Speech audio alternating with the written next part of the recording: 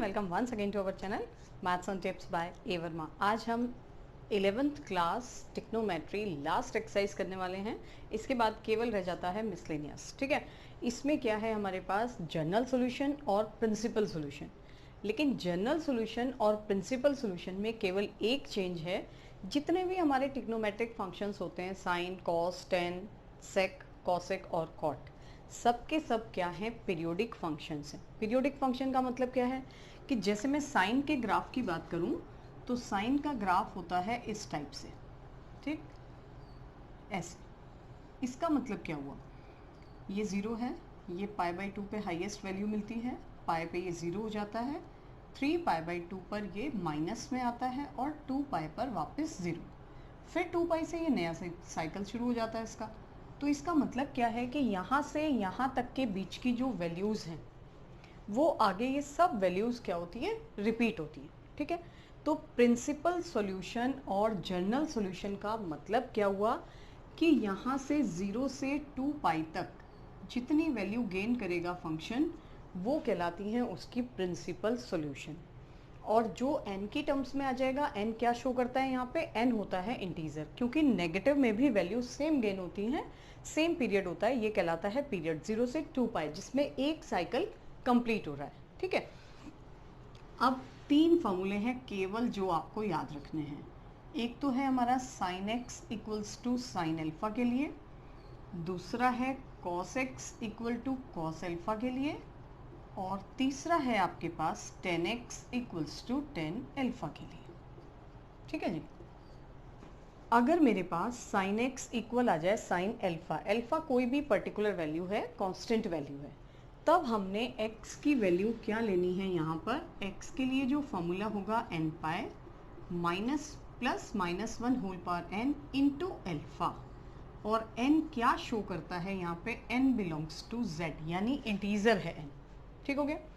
अगर मेरे पास है cos x equal to cos alpha, तो मुझे क्या फॉर्मूला अप्लाई करना है, उसके लिए x होगा आपका 2n पाई प्लस माइनस एल्फा, ये कॉस के लिए फॉर्मूला है। n अगेन किसको शो कर रहा है, इंटीजर को। ठीक है, और बस तीसरा फॉर्मूला जो आपने याद रखना है वो 10 के लिए, इसमें n पाई और plus alpha, n again belongs to z, ये होता है इनका जनरल सॉल्यूशन। ठीक है, बाकी जो तीन फंक्शन है इनके रेसिप्रोकल हैं, तो अगर उसमें क्वेश्चन आता है तो उसको हम चेंज कर देते हैं इन्हीं की टर्म्स में। ठीक है, अब हमने ये तीन फॉर्मूले यूज़ करने हैं। उसके बाद n की पर्टिकुलर, पहले आप सिंपल जनरल फॉर्मूला ले लीजिए, जनरल सॉल्यूशन ले लीजिए, ये जनरल सॉल्यूशन का फॉर्मूला है। इसमें हम n की पर्टिकुलर वैल्यूज़ पुट कर दें, 0, 1, 2, जहाँ तक भी हमारी दो वैल्यूज़ आ जाती हैं 0 से 2π के बीच में। हमेशा प्रिंसिपल सॉल्यूशन कितने होंगे, केवल 2। ठीक है, कैसे सॉल्व करना है, पहला क्वेश्चन है मेरे पास एक्सरसाइज 3.4। इसमें हमें फाइंड करना है प्रिंसिपल सॉल्यूशन भी और जनरल भी। डायरेक्ट है, ऑब्जेक्टिव क्वेश्चन है ये, फर्स्ट 4 क्वेश्चंस।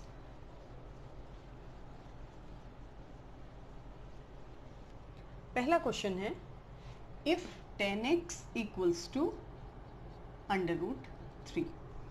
10 में है, सबसे पहले आपने इस कांस्टेंट वैल्यू की 10 के कॉरस्पॉन्डिंग वैल्यू पुट करनी है। √3 कब होता है, जब हम लेते हैं 60, यानी π/3। ठीक हो गया। अब दोनों तरफ 10 है, ये अल्फा के प्लेस पर है, x तो x है ही, आप लिखेंगे this implies x equal to, जो 10 का फॉर्मूला था हमारा n pi plus alpha, what is alpha, alpha is π/3। अगर मुझे जनरल सॉल्यूशन फाइंड करना है तो ये आ गया हमारा general solution, n belongs to z, खत्म। ठीक है, लेकिन प्रिंसिपल सॉल्यूशन का मतलब क्या है कि 0 से 2π के बीच में दो वैल्यूज आपको फाइंड करनी है। हमेशा प्रिंसिपल दो ही होते हैं। सबसे पहले पुट कर दीजिए n को 0, क्या आ जाएगी x की वैल्यु, अगर आप यहाँ 0 रख रहे हैं तो वैल्यू आ गई मेरी π/3। ठीक है, यानी फर्स्ट प्रिंसिपल सॉल्यूशन आ गया हमारा π/3। अब हम n को पुट कर देते हैं 1, अगर हम n को 1 रख देते हैं तो वैल्यू क्या आ जाएगी, दिस इज पाई प्लस π/3, कितना बन गया ये, 4π/3, ये भी क्या है, 2π से कम है। अगर हम 2 पुट करेंगे तो 2π प्लस π/3 एक्सीड कर जाएगा, यानी बस ये दो आपके क्या हो जाएंगे, principal solution. So principal solution are क्या क्या हो गए, π/3 और 4π/3। ठीक है, चलिए नेक्स्ट क्वेश्चन देख लेते हैं। इसी के जैसा है सेकंड, sec x की वैल्यू मुझे गिवन है। अब sec x का मतलब है cos का रेसिप्रोकल। ठीक है, तो sec की जो वैल्यू आ गई, if sec x equals to 2, क्या इम्प्लाई करेगा ये, sec को चेंज कर दो पहले cos में। ठीक है, यहाँ से मुझे cos की वैल्यू क्या मिल जाएगी, इसको हम यहाँ ट्रांसफर कर दें तो 2 अपॉन में आ जाएगा, दैट मीन्स 1/2। ठीक हो गया। sec, cosec और cot उनको चेंज कर देना है आपने sin, cos और tan में। चलिए जी, अब वापस इसको किस में चेंज करना है हमें, cos में। किसकी वैल्यू है, π/3 की। This implies x equals to, cos का क्या फॉर्मूला था, 2nπ प्लस माइनस एल्फा, लेकिन अल्फा के प्लेस पर तो हमारे पास π/3 है, तो ये तो हो गया हमारा general solution. This is general solution, right. अब प्रिंसिपल सॉल्यूशन क्या क्या होंगे, principal solution are, put n equals to 0। n को आप 0 पुट कर रहे हैं तो x की दो वैल्यूज मिल रही हैं आपको, प्लस और माइनस, लेकिन माइनस काउंट नहीं होगी। तो पहला आंसर तो आ गया हमारा π/3। ठीक है, दूसरी बार हम क्या ले लेते हैं, पुट n इक्वल्स टू 1। अब अगर n को 1 पुट किया मैंने तो x की वैल्यू कितनी मिल गई मुझे, 2π।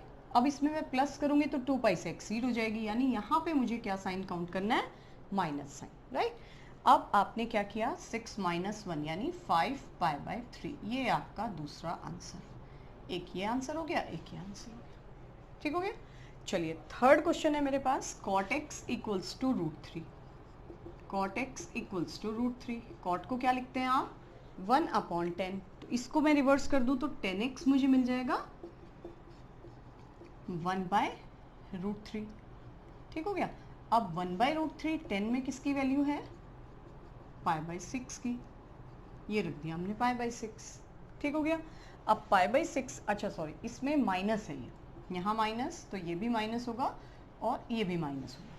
साइन और 10 दोनों का माइनस आप एंगल में भी एडजस्ट कर सकते हैं और क्वाड्रेंट के अकॉर्डिंग। अब क्वाड्रेंट के अकॉर्डिंग आप कैसे एडजस्ट करेंगे, यहाँ सबके सब पॉजिटिव, यहाँ केवल साइन पॉजिटिव और कॉसेक पॉजिटिव, बाकी सब नेगेटिव। तो 10 का नेगेटिव और कॉस का नेगेटिव हम चेंज करेंगे किसमें, π - की फॉर्म में। लेकिन 10 में नेगेटिव आ जाए तो आप चेंज करेंगे, कॉस का नेगेटिव भी यहाँ पे हो जाएगा, साइन का नेगेटिव आप यहाँ पे लेंगे π + की फॉर्म में। ठीक है, 10 और कॉस दोनों का नेगेटिव एडजस्ट करेंगे आप π - की फॉर्म से, और अगर सपोज कॉस का नेगेटिव आ जाता है तो आप एडजस्ट करेंगे π + की हेल्प से। ओके, चलिए अब हमने इस माइनस को एडजस्ट कर दिया, 10x इक्वल्स टू क्या वैल्यू आ गई मेरे पास, 10π - π/6, और ये सॉल्व करके मुझे मिल जाएगा 5π/6। अब फिर से हम 10 का फॉर्मूला लगा देते हैं, तो वो मिल जाएगा हमें जनरल सॉल्यूशन, nπ + 5π/6। एक तो ये आंसर हो गया हमारा। ठीक है, फिर से मुझे प्रिंसिपल सॉल्यूशन फाइंड करना है, तो प्रिंसिपल सॉल्यूशन क्या क्या हो जाएंगे, आपने पुट किया x को पहले 0, तो x आ गया आपके पास 5π/6। ठीक है, और सेकेंड में हम पुट कर दें x को 1, तब x की वैल्यू कितनी आ जाएगी, π + 5π/6 यानी 11π/6। दोनों 2π की रेंज में है, ये दोनों हो जाएंगे हमारे प्रिंसिपल सॉल्यूशन। ठीक है, फोर्थ क्वेश्चन है, cosec x, cosec को किस में रिवर्स करेंगे आप, साइन में। cosec किसका रेसिप्रोकल होता है, साइन का। ठीक है, तो जब हम cosec के लिए फॉर्मूला अप्लाई कर रहे हैं तो पहले हमें उसको साइन में कन्वर्ट करना है, फिर साइन का फॉर्मूला यूज करना है। फोर्थ क्वेश्चन, cosec x मुझे गिवन है -2, तो ये बन गया मेरे पास sin x इज -1/2। पहले 1/2 की वैल्यू पुट कर दी आपने, किसकी वैल्यू है, π/6, राइट। अब इस माइनस को कैसे एडजस्ट करना है, फर्स्ट क्वाड्रेंट भी साइन पॉजिटिव है, सेकेंड क्वाड्रेंट भी पॉजिटिव है, थर्ड में नेगेटिव होता है। थर्ड में आप एंगल को कैसे कन्वर्ट करते हैं, π + की फॉर्म में। तो यहाँ से हम लिखेंगे sine x is equals to sine pi plus pi by 6 और ये हो गया मेरे पास 7 pi by 6 sine 7 pi by 6। ठीक है, अब हमने पहले तो निकाल देना है जनरल सोल्यूशन। क्या हो जाएगा x equals to n pi plus minus 1 whole power n और 7 पाई बाई 6। अब हम अगर पुट करते हैं प्रिंसिपल सॉल्यूशन के लिए n को हमने पुट कर दिया 1, तो पहला आंसर तो मुझे यहीं से डायरेक्ट मिल जाएगा x इक्वल्स टू 0 सॉरी। ठीक है, तो 0 पुट किया तो ये तो आ गया मेरे पास 7 पाई बाई 6। अब अगर हम पुट करते हैं n को 1 तो x कितना आएगा, यहाँ से मिला मुझे pi minus 1 to the power n यानी -1 और ये आ गया 7 पाई बाई 6। तो ये वैल्यू बन गई मेरे पास माइनस पाई बाई 6। तो ये आंसर तो नहीं होगा, नेगेटिव तो हमें लेना ही नहीं है। ठीक है, अब हम क्या कर दें, पुट कर दें n को 2। जब हम 2 पुट कर रहे हैं तो ये तो बन गया मेरे पास 2 पाई -1 की इवन पावर ये भी पॉजिटिव हो गई और 7 पाई बाई 6 ये एक्सीड कर गया 2 पाई से, यानी ये भी आंसर नहीं होगा। तो हमें n को 3 पुट करना पड़ेगा। पुट n इक्वल्स टू 3, क्या वैल्यू आ जाएगी 3 पाई माइनस, क्योंकि -1 की ऑड पावर है तो वो माइनस हो जाएगी और ये आ गया 7। तो ये सॉल्व करके मुझे मिल जाता है 11 पाई बाई 6। एक आंसर ये हो जाएगा, एक आंसर ये हो जाएगा। हमेशा 2 ही होंगे प्रिंसिपल सॉल्यूशन 0 से 2 पाई के बीच में। ठीक है, चलिए देखते हैं नेक्स्ट क्वेश्चन। अच्छा, अब हमें केवल जनरल सॉल्यूशन फाइंड करने हैं 5th ऑनवर्ड। जब भी हमें जनरल सॉल्यूशन फाइंड करना है तो हमने क्या करना है, पहले उनको फैक्टराइज कर देना है जो भी एक्सप्रेशन हमें गिवन है। ठीक है, अब फैक्टराइज करने के लिए जैसे मुझे गिवन है 5th क्वेश्चन cos 4x और इक्वल है cos 2x के। अब इसमें क्या करें, हम यहीं पे पहले फॉर्मूला अप्लाई कर दें, इजी मोस्ट सॉल्यूशन। क्या देगा ये आपको 4x, इसको सपोज आप अल्फा काउंट कर रहे हैं 2n पाई प्लस माइनस 2x। ठीक हो गया। अब आप पहले तो ले लेंगे पॉजिटिव साइन, क्या वैल्यू आ गई 4x equals to 2n pi plus 2x। अब ये 2x इधर आया तो क्या बन जाएगा 4 माइनस 2 यानी 2x किसके इक्वल 2n पाई के, 2 से 2 कैंसिल, x की वैल्यू आ गई n पाई। ये तो हो गया आपका पहला आंसर। अभी आपको माइनस साइन भी काउंट करना है, taking negative sign 4x minus 2x, तो इधर आके क्या हो जाएगा वो ऐड हो जाएगा और ये हो गया 2n पाई यानी 6x इक्वल्स टू 2n पाई। ठीक है, 6 कहाँ जाएगा अपॉन में यानी 3 n पाई बाई 3। ये हो गए हमारे आंसर। ठीक है, दोनों में आप शो कर दीजिए n belongs to z, that's it. बस यही आपको फाइंड करना है। अच्छा, नेक्स्ट है मेरे पास 6th question cos x, cos 3x, cos x and cos 2x। इसी टाइप का 9th क्वेश्चन भी है, वो हम नहीं करेंगे, वो आप होमवर्क में करेंगे। आप ट्राई करेंगे, कोई प्रॉब्लम होगी तो कमेंट करिएगा। ठीक है, अब इसमें हमने क्या किया, पहले इसमें हम फॉर्मूला अप्लाई कर दें cos a plus cos b, this is 2 cos, दोनों का एडिशन अपॉन 2 एंड cos दोनों का सब्ट्रैक्शन अपॉन 2, फॉर्मूला था आपका। ठीक है, इक्वल्स टू 0। अब ये मुझे मिल गया cos 2x, cos 2x यहाँ भी है, कॉमन कर दिया हमने। यहाँ से रिमेनिंग क्या हो जाएगा 2 cos, ये कैंसिल, x और -1। जैसे ही मेरे पास फैक्टर्स आ जाएं तो आइदर फर्स्ट इज 0 और सेकंड इज 0।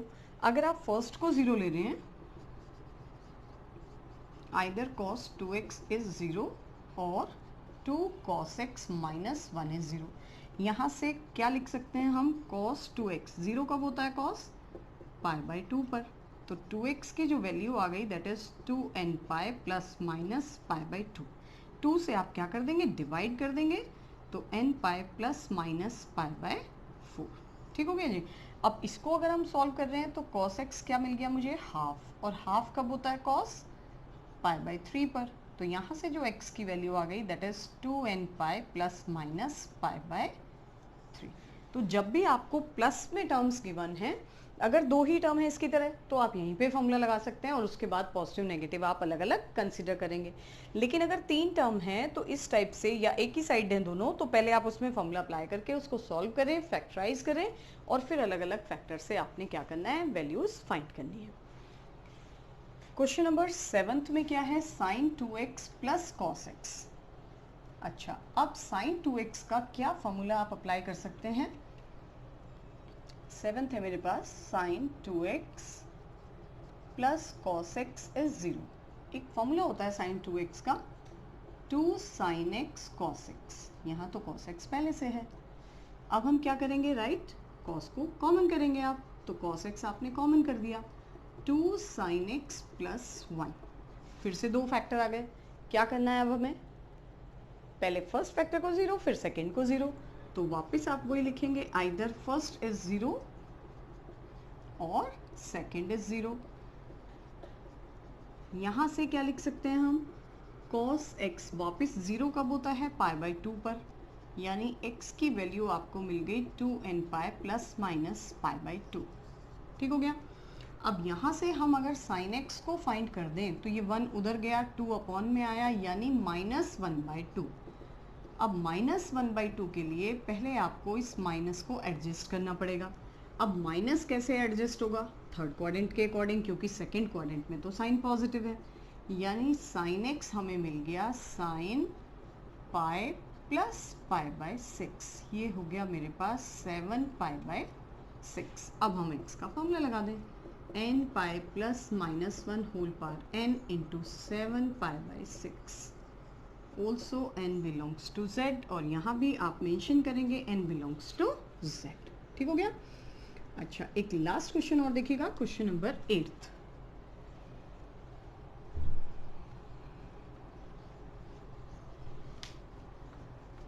एट्थ क्वेश्चन में है हमारे पास sec square x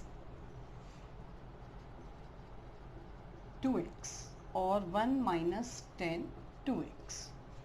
sec square, क्योंकि 10 2x को तो हम सेक में चेंज नहीं कर सकते और सेक में चेंज करके फ़ायदा भी कुछ नहीं होगा, क्योंकि फॉर्मूला हमारा है साइन कॉस और 10 का। तो हम इस सेक स्क्वायर को ही जो चेंज कर दें, क्या वैल्यू रख सकते हैं हम, 1 प्लस 10 स्क्वायर, एंगल जो है वही रहेगा, और 1 माइनस 10 2x। 1 से 1 तो आपका कैंसिल हो गया, इस 10 को भी उठाओ इधर ले आओ, तो क्या वैल्यू बन जाएगी, 10 स्क्वायर 2x और 10 2x।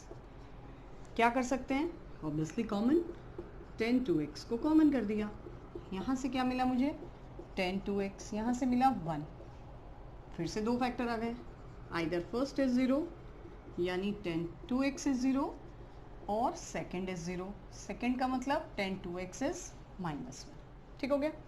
अब 0 10 कब होता है, 0 पर ही होता है, 10 0, तो 2x equals to n pi plus 0, यानी x equals to n π/2, n belongs to z। ठीक हो गया। यहाँ से -1 कब होता है, 10 π/4 पर, -10 π/4। अब इस माइनस को कैसे एडजस्ट करोगे, ऑब्वियसली कौन सा क्वाड्रेंट, सेकेंड क्वाड्रेंट। कैसे, पाई माइनस π/4, 4 एलसीएम लिया तो ये क्या बन गया हमारे पास, 3 π/4। ठीक है। अब 3 π/4 का मतलब हो गया 2x equals to n pi plus 3 π/4। 2 से क्या कर दें, डिवाइड कर दें, तो n π/2 प्लस 3 π/8, और ये हो गया मेरा answer, n belongs to z। तो ये हो जाती है आपकी एक्सरसाइज 3.4 कंप्लीट। लास्ट क्वेश्चन आपने करना है, और अगर आपने चैनल को फर्स्ट टाइम विजिट किया है, अभी तक आपने चैनल को सब्सक्राइब नहीं किया है, तो जल्दी से कर दो। आगे के चैप्टर भी हम कंटिन्यूअस वीडियोस अपलोड करते रहेंगे। Thank you.